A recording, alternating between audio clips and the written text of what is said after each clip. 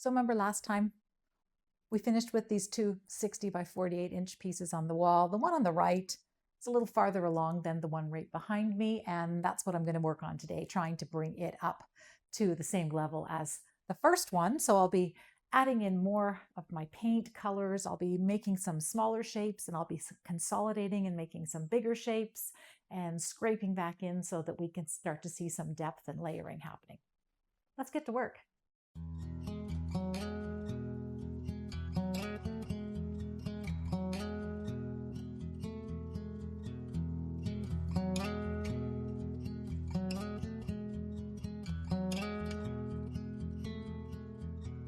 If we tried it, we can make it.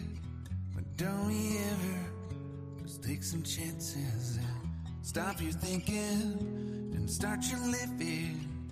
Get your shoes on, we're going dancing.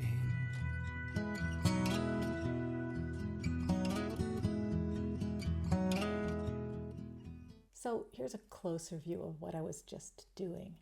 You can see where I was scrubbing with that medium that I've managed to take a little bit of the top layer of paint off, and in doing so, letting you see the hint of the rest of that shape through that top layer. I also spend a lot of time creating thick edges of my shapes. I let the paint dry, and then when I put that subsequent layer over the top and scrub back in, you can see the color, the thick color underneath coming through. Just another way to generate a sense of history and depth in the work.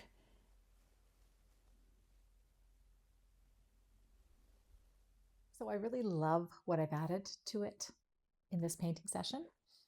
Some of the colors have become more intense. I've added those pops where I wanted them. I've pulled back a little bit. I've consolidated some of the shapes, the small ones, and then, of course, gone back in and made some other small ones to deal with next time. But right now I'm going to just let it sit, and I'm going to look at it from my thinking chair for a little while and perhaps come back to it a little bit later today once things have dried. So sometimes I pop into the studio while my eggs are boiling at breakfast time.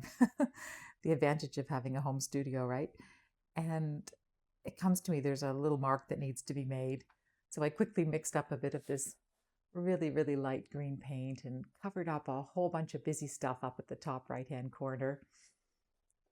And grabbed a bigger brush and added a couple of green swoosh marks.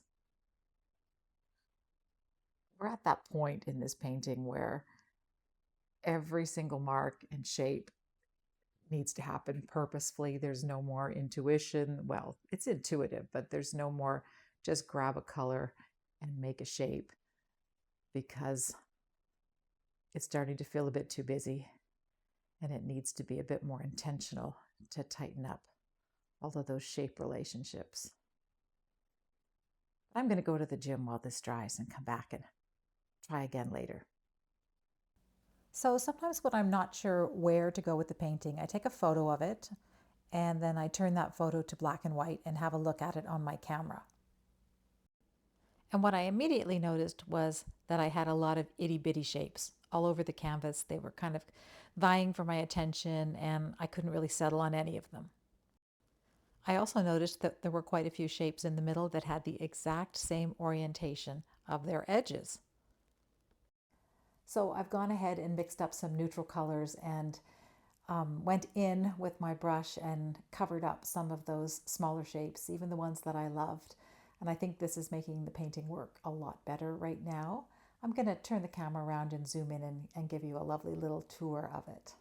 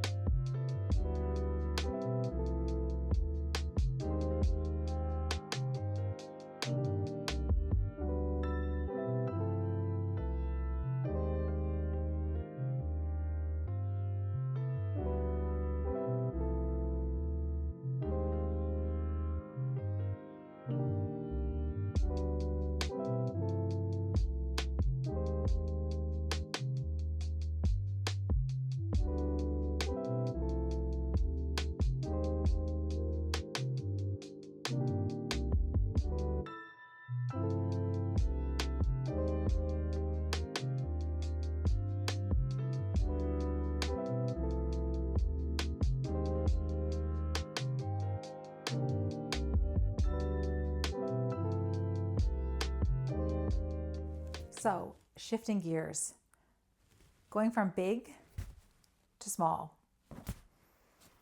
This is what I've been working on this week as well. These guys are done for now, but they have to dry. And I used oil sticks and oil pigment sticks, so it's going to take a while. Okay, let's back up for a second. These are 2 pieces of loose canvas that are taped up on my studio wall. At the end of every painting session, I use them to wipe my brushes and clean up that extra paint that's left on my palette so I don't waste anything. After a few weeks of accumulating layers, they're interesting enough. I take them off the wall and then I see if I can finish them by embellishing them with more paint or with Caran d'Ache crayons or charcoal. Now, I've had some oil sticks sitting around the studio for a while and I've been curious as to whether this might be a fun way to finish an acrylic painting. So, not knowing anything about them, I put a question out on Instagram and asked my artist friends for their best tips about things like drying times and varnishing, etc. And I got some great answers. I created a short little video that I put up on Instagram, and I'll link it below for any of you who are interested. But R&F oil sticks, the bomb. Sunshine, sunshine, sunshine. I think I found it now. What I've been looking for. Isn't it beautiful? It's got my head all up in the clouds. I think I found it now. Yeah. Everything I want might be a miracle. And no, I'm never coming down. I don't gotta worry about a single thing. I can feel the light coming down on me. Sunshine on my face. I got sunshine on my face. I don't gotta care in the world right now. So here they are, my 2 little canvas explorations, now thoroughly covered with oil stick and pigment stick.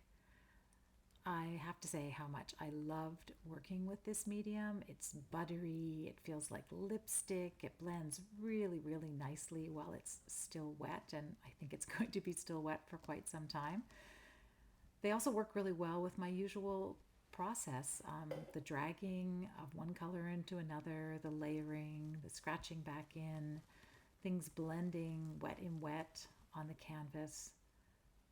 Felt really, really satisfying way to embellish these canvas pieces. Of course, these oil sticks are going to take a long time to dry. So being the good scientist that I am, I'm going to write the date on my calendar that I did this work, and I'm going to come back and test drying times and let you know what I find out. Fortunately, I have something else to keep me busy this summer. We just brought home 2 4-month-old kittens that are full of energy and need a lot of attention right now. This is Max and his sister Ruby, and they are in full-on exploration mode. Right now they're living in the bathroom, figuring out how water works, fighting over the food bowl, and falling asleep in my lap. We are in love already.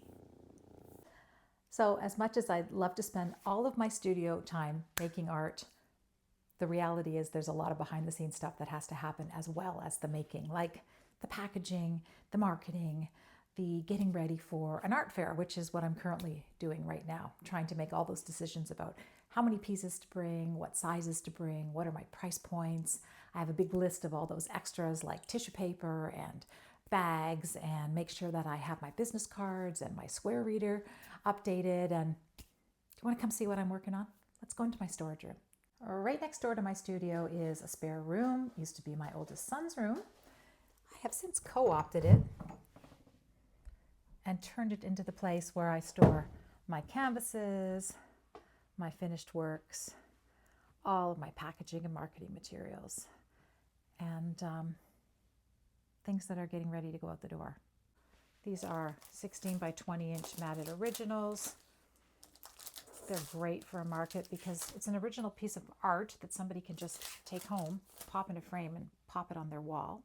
I've got 6 of those. Those are going for sure. And then these little guys, 5x5s, they're really a perfect size for an impulse buy at a market, I think. I have about 10 of them.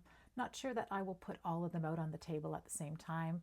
You know, decision fatigue. You don't want to give people too many things to choose from because then they might walk away without anything at all. These are all of my pieces that I finished with rustic burl frames. Definitely going to take some of the 6x6s. These are another really great size. If somebody wants to just buy a piece of art that's really, really ready to go, they're already wired. Super professional job on those ones. Got 7 or 8 of them. Again, I probably won't put them all out on my table at the same time. I have a number of these 12x12s that are framed as well. I think I'm only going to take 2. And right now, this one and this one are the leading candidates. I've also matted up smaller sizes of some original pieces as well. So these are little crops. Lovely glare, but the cellophane's so nice. Really good way to display them. Oh, and if you ever go to these kinds of markets, IKEA has really, really great little display things. You get them in the food area where people are buying dishes. I think I've shared this one on Instagram, a little bit larger. So I've got 3 price points for these original matted pieces. I've got 2 12x12s. I've got a bunch of 6x6s that are framed. And then those little 5x5s that you just want to buy 3 of them, don't you? They look so great in little groupings. So the only decision I really have left to make about work to bring are the statement pieces. I have 2 easels. I'd like to have those behind my table. These are going to be big paintings. I really don't expect them to sell at this kind of market at all, but hey, you never know. They're the thing that will draw people in to my stand. Fingers crossed. I have 3 choices. I'm going to make 2 of them. I'm going to take 2 of them with me, and I'm not exactly sure which 2. I'm going to pull them out, and I'm going to let you help me decide. You can leave me a comment below about your 2 favorites, or the 2 that you think would be best for drawing people in at a big outdoor market in the summer in North Vancouver. There's this one here. It's fairly new. Super interesting style. It's called Hidden in Plain Sight, and it's 40 by 30 inches acrylic on canvas. I really love it. It's kind of a bit of a departure from the other work I was doing, but the same color palette, so it really holds the whole group together. And then there's this one. It's a little bit smaller. It is 36 by 24. It's called Cascading. So again, same color palette, maybe a little bit more subdued, certainly of interest, and I really like the way these 2 look together. So 1 and 2, and then the third one, let me find it. The third one was hidden deep in my storage rack. It's this one. It's called Before the Next Thing. It's 36 by 36 inches. I love it. It's fairly new. You can see I've got some corner edges on down there.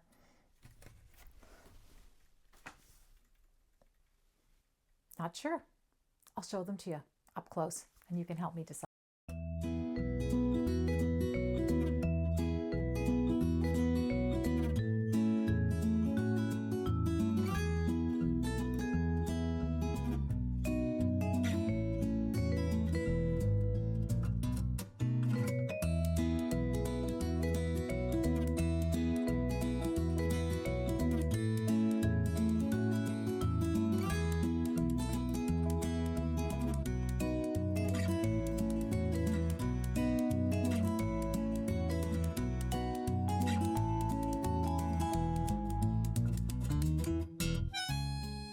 So that's what I've been up to for the last couple of weeks. I know that by the next time I see you, these 2 paintings behind me will be finished because I'm itching to start a third. The Kittens will be a little bit bigger, and I will have already had that outdoor art fair. I'll come back with some video for you so you can see how it went. Fingers crossed for sunshine. that it's not a rainy Saturday in Vancouver. You can find all those details about the art market below. Please leave me a comment as to which of those two paintings I should bring along for that big wow factor at my booth. And if you get a minute, like this video and please subscribe to the channel. It really helps small channels like me build a following. See you next time.